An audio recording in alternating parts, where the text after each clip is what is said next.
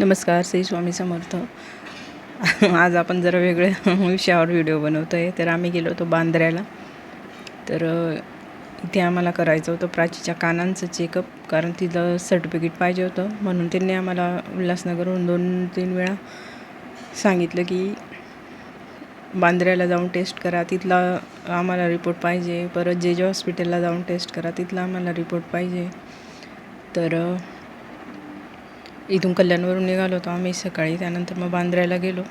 तर हे इथे बांद्र्याचा समुद्र आहे, खाडी आहे जे काय आहे ते.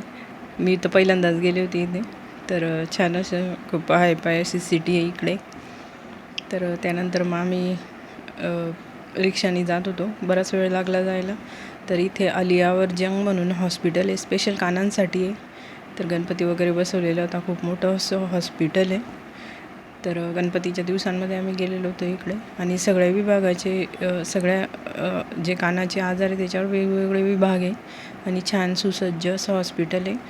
आणि सरकारच्या याच्यात आहे, केंद्र सरकारच्या याच्यात फीज पण खूप कमी आहे त्याची.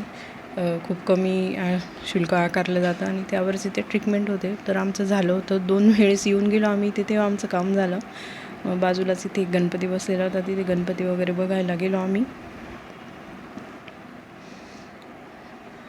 कारण शेजारीच होतं तिकडे गणपती बसवलेला. इथे विवेकानंदांची मूर्ती होती आणि त्यांनी डेकोरेशन वगैरे बनवलं होतं मध्ये. तर इथून आम्ही निघालो आता. त्यानंतर आम्ही मग आज इथलं लवकर काम झालं होतं म्हणून आम्ही इथून जे हॉस्पिटलला गेलो होतो. तिथेही चेकअप करायचं होतं म्हणून. तर जे हॉस्पिटललाही आम्ही 2 वेळेस गेलो, कारण एकदा तर आपण इथे गव्हर्मेंट हॉस्पिटलमध्ये जाऊन कामं होत नाही, गर्दी पण असते आणि त्यांना पण खूप लोकांना बघायचं असतं. तर इथे रेटिना चेकअप चालू होतं प्राचीचं बाहेरच. मग त्यांना इथून रिपोर्ट घेऊन त्यांनी आतमध्ये दिला. तर इथे हे चेकअप झालं तिचं आणि नंतर मग त्यांनी आतमध्ये दुसऱ्या डॉक्टरांनी चेक केलं आणि परत मग आम्हाला इथे दुसऱ्या दिवशी बोलवलं होतं. दुसऱ्या दिवशी आम्ही परत जाऊन आलो. त्यानंतर मग आम्हाला तिथला रिपोर्ट मिळाला. तर हे आहे जे हॉस्पिटलची जुनी इमारत.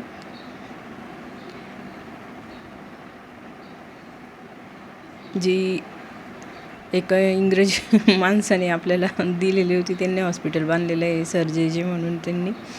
तर ही जुनी इमारत आहे आणि ही आहे आता पण मागच्या साईडला. आणि इथे समोर मग नंतर त्यांनी इथे हे देखावे उभे केले त्यांनी, जे नवीन हॉस्पिटल त्याच्यामधोमध. आणि नवीनही इथे बिल्डिंग आहे त्यांची झालेली. तर त्यानंतर आम्ही इथे घरी निघालो. तर वातावरण पावसाळी असल्यामुळे छान वाटत होतं प्रवासही.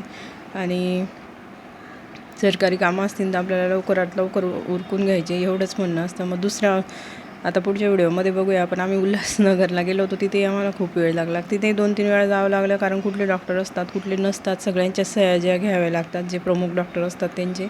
तेव्हा UDR कार्ड वगैरे बनतं आणि त्यांच्यानुसारच ते बनवून देतात. UDR कार्ड पण आणि हँडिकॅप सर्टिफिकेट पण त्यांच्यानुसारच बनवून देतात.